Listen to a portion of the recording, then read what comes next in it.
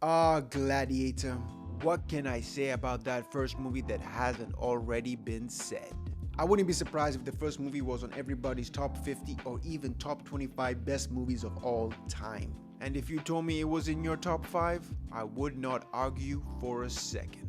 That movie has been chiseled into the archives of popular culture and is very safe to say will never be forgotten because everything about it is unforgettable. Especially its soundtrack, bar none, must be one of the best ever put to a film ever. I'm not even being hyperbolic.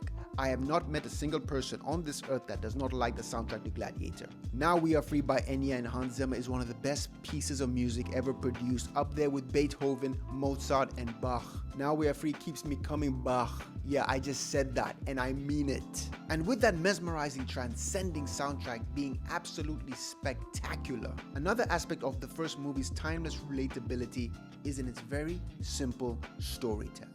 No pomp, no frills, no convoluted side stories that take the audience away from the main objective of the movie. Yes, it is set in the Roman times, you got elaborate costumes and sets with amazing production design, but fundamentally at the core nucleus of the first movie, it's a revenge tale. The vicious, malicious antagonist takes from the heroic, noble protagonist, and now the protagonist will stop at nothing to have his vengeance in this life or the next. Simple, beautiful storytelling. Sometimes simplicity is the key. And now we come to Gladiator 2, the sequel after 24 years.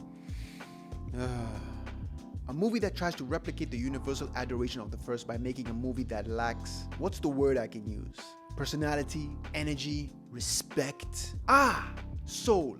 That's a fitting word. A lifeless meat sack of a movie devoid of purpose. Okay. Maybe I'm being mean and it does have a purpose. Hopefully that purpose will come to me later in the video. Hopefully. This sequel has no idea what made the first movie such an unmistakable, unforgettable classic. Did the first movie need to get a sequel all these years later? With all due respect and honesty, it's not impossible. With a well laid out plan, maybe. Cause I'm an optimistic person. Maybe a show that takes its time building up without the time constraints of a movie, 10 episode limited series, I can rock with that. But a movie that needs to set up and resolve everything in the span of 2.5 hours with characters we haven't seen in 24 years, talk about shoving yourself into a corner that you did not come out of. Now, before I get started, I don't want people to think I go into new movies willingly trying to hate or dislike it. That's a horrible way to enjoy any type of media, and that is not the way I do it. I honestly want every movie I watch to blow me away, or at least feel that an effort was made to bring something new to the table if said franchise needs something new. If not, perfect on what already worked so well from before. That's not asking for a lot. Am I right, people? So upon second viewing of Gladiator 2 for this video, which really felt like a chore, not gonna lie, I realized when things started to go downhill. Or rather, where this movie doesn't get the audience on board with the so-called hero's journey. Now, going ahead, there will be spoilers for both movies, so to all that haven't seen it and care about spoilers, fair warning. Now, for the moment I believe things started to swan dive horribly for this movie would be when the lead character, a now grown-up Lucius from the first movie, who is the son of the great Maximus Decimus Meridius, we'll get into that later, who is now going by the name Hanno, so when Hanno's wife is killed in battle by Pedro Pascal's character, General Acacius, while Hanno, Lucius, witnesses in horror. To avoid confusion, I'm going to call him Lucius for the remainder of this video. At this point, we know exactly what Lucius wants. Lucius wants vengeance, you guessed it, in this life or the next. Now you might be thinking, that's cool, that's fine, we're going back to formula. The lead hero wants his revenge because the antagonist has taken his love from him.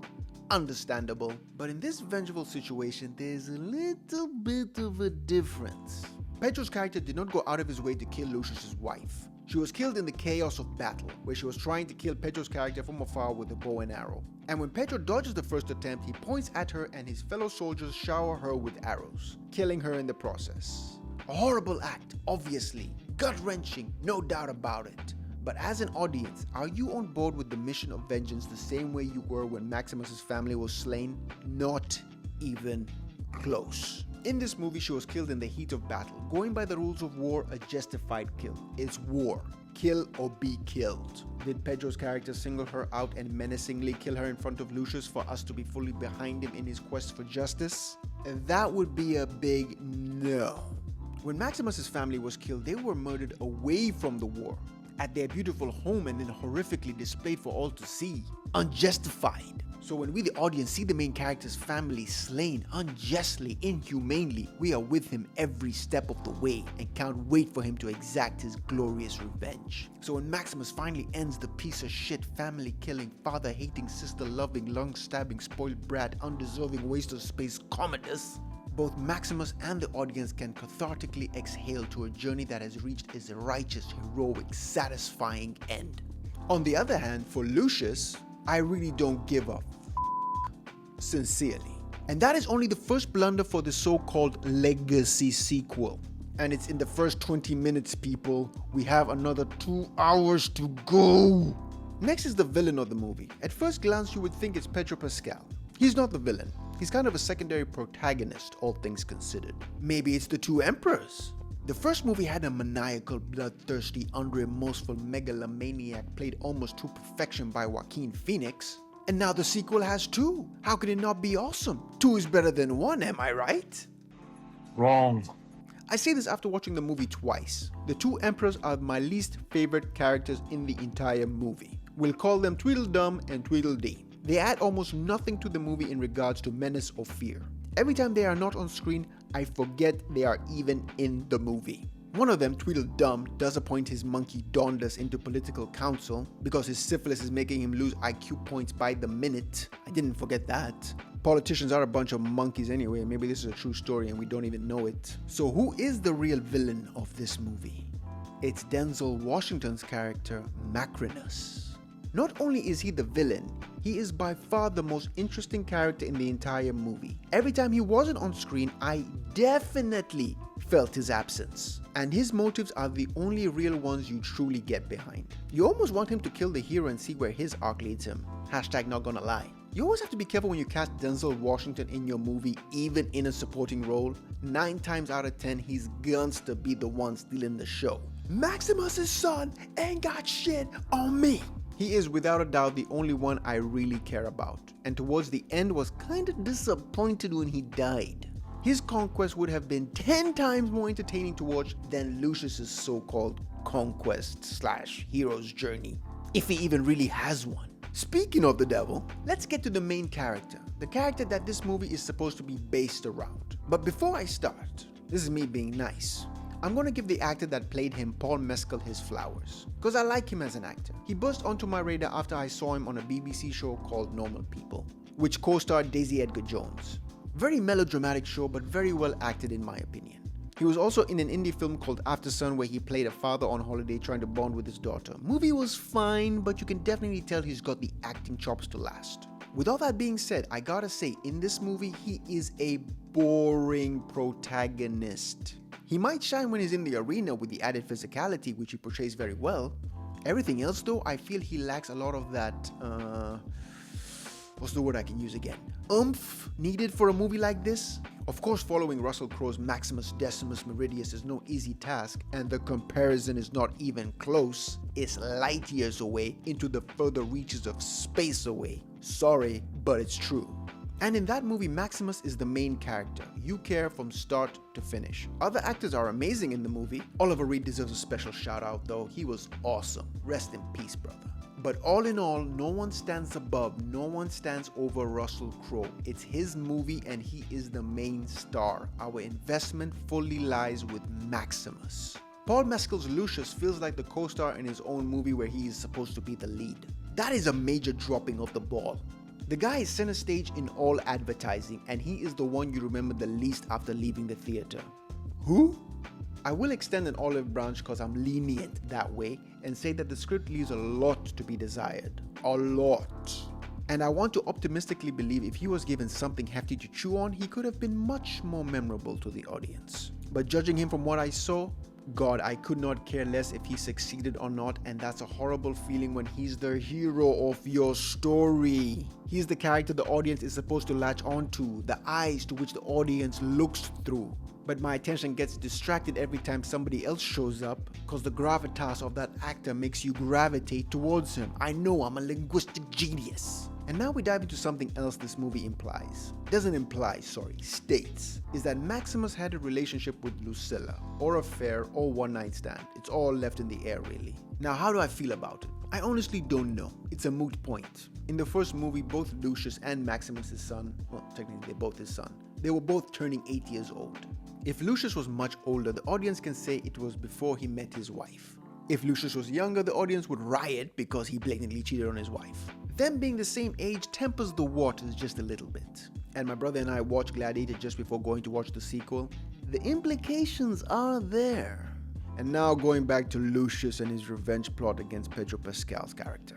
Later on in the movie, Lucius is presented with the opportunity to kill him in the arena and avenge his wife's death. He can almost taste the sweet, sweet nectar of revenge. Justice for his wife is only a sword swing away. The opportunity is there. Take it. It's yours. No, he doesn't take it because he finds out that his mother is now married to him and he loves his mom very much and is actually trying to dethrone Tweedledum and Tweedledee, and all that causes him to have a change of heart. Admirable. So now we have Pedro Pascal along for the ride. Oh, scratch that. He gets used as a pincushion. Never mind. So all that revenge motivation that was feverishly ignited in the beginning of the movie, that's done. It's gone. Finito. Now you might be saying, what's going to be his motivation for the rest of the movie? Become the best gladiator, put on the best shows and earn his freedom? No. Try to stage an uprising and revolution to dethrone the emperors? No. Maybe knowing that he has some stake to the throne, maybe chase that? Lucius looks like he could give less of a about that.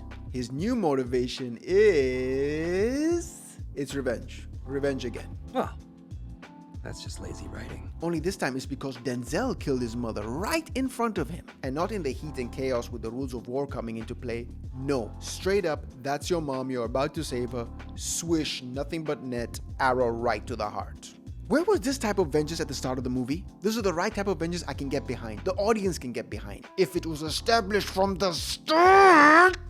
Not as an afterthought because we needed Lucius to have some sort of motivation for the last 10 minutes of this movie since his previous one was extinguished unceremoniously. And what's funny, or what doesn't make any sense, is at this point Denzel's character knows that Lucius is Lucilla's son, might not know that he's Maximus' son, but for sure knows that he's Lucilla's son, a son that has a stake to the throne, something Denzel's character wants a semblance of and is trying to move up politically after getting Tweedledum to kill Tweedledee.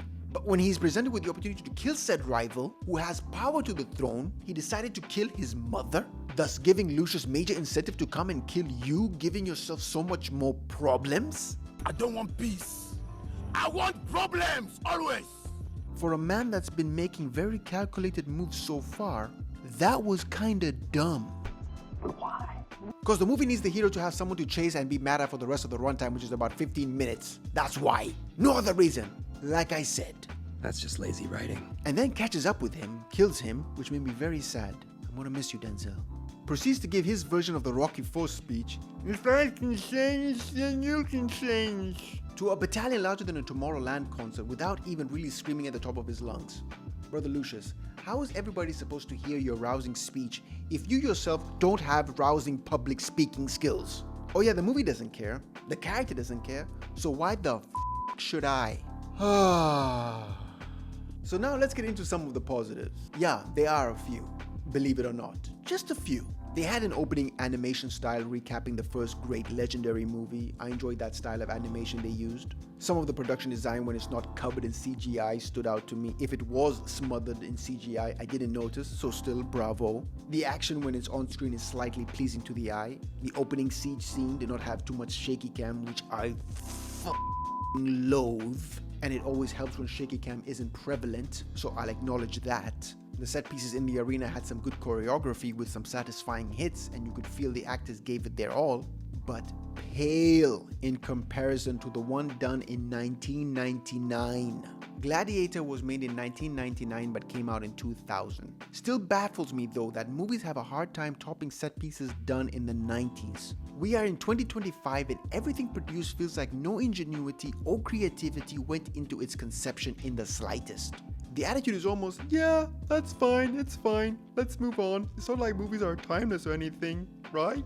Wow, thanks for the effort, bruh. Movies like this should stand way above the rest when it comes to spectacle, since it cost anywhere between $250 to $310 million. Gladiator 1 cost $110 million to produce in the year 1999-2000. Adjusted for inflation would be $202 million today. Gladiator 2 cost $100 million more than the original if it was made today. Where does it reflect that in the finished movie? Nowhere, that's where. Relax, this is supposed to be the positive section of the video. I'm trying, people here, I swear, God knows I'm trying. The director of this movie, Ridley Scott, has been very hit or miss lately. More misses than hits. The last movie of his that I outright loved and adored was The Martian. That movie was out of this world. I'm leaving that in. But most of his movies after that have been very, very lackluster. The most recent with action/war scenes in them was The Last Duel and Napoleon. And the best parts of those forgettable movies were their action/depiction of war scenes. Those, I will not lie, stood out and had a semblance of thought put into them. I'll give you your kudos when they are deserved. I'm not an unreasonable person. And it's a shame when it's Ridley Scott that's behind the camera. The man has directed the first Alien, Blade Runner, Black Hawk Down, American Gangster, and of course, Gladiator. And here's a little bit of movie trivia for you. To all the ones that don't know, the first Gladiator started production with basically no script. Russell Crowe has said, when we really started shooting, we had about 21 pages that we agreed on. A page of script equates to about a minute of screen time, meaning they had just 20 minutes of story when they started. The finished film extended edition is nearly 3 hours. What I garner from that is people had to put their heads together. Creativity and ideas, problem solving, free flowing all over the movie set to make sure they produce something of merit, doing their best to make something that would connect with the audience, something timeless. It's kind of amazing how good they did, really. This sequel, on the other hand, was one hell of a waste of time. I felt nothing watching this movie. The storytelling choices they made throughout the movie were nonsensical and held no weight whatsoever. I didn't truly care for anyone in this movie, except for you, Denzel Washington. You should have succeeded and killed everyone. Lord knows we would have gotten behind that. This movie should never have been a movie in the first place. An argument can be made that there are some movies that don't need sequels. Gladiator was one of them. One good thing that shitty sequels do for the original sometimes, not every time, just sometimes, is remind us how bloody spectacular the first movies were and are. And that's the biggest positive I can give Gladiator 2. Turns a movie I already consider great into a near masterpiece. So there you go, Gladiator 2. Like I said at the beginning of this video, we would find your purpose. And that is thanking you for being underwhelming, forgettable, and propelling your predecessor higher in the pantheon of great cinema than it ever was before. Well done, at least you achieved something. Take solace in that. All that being said, let me know in the comments what everybody thinks of the first movie. Is it great in your eyes? Are you one of the few in this world that think it's overrated? Wow, that's a hot take if I ever heard one. If you dare, let me know in the comments. And what did you think of this sequel? Did it live up to your expectations? What did you love about it, if you can use the word love? What did you absolutely despise about it? Should it have been made in the first place? I'm very curious to know. Anyways, my beautiful, amazing people, please do all that good stuff for my channel. I can't even begin to say how thankful I am. God bless. And until next time, stay safe, stay healthy, and as always, peace, love, and I'll see you when I see you.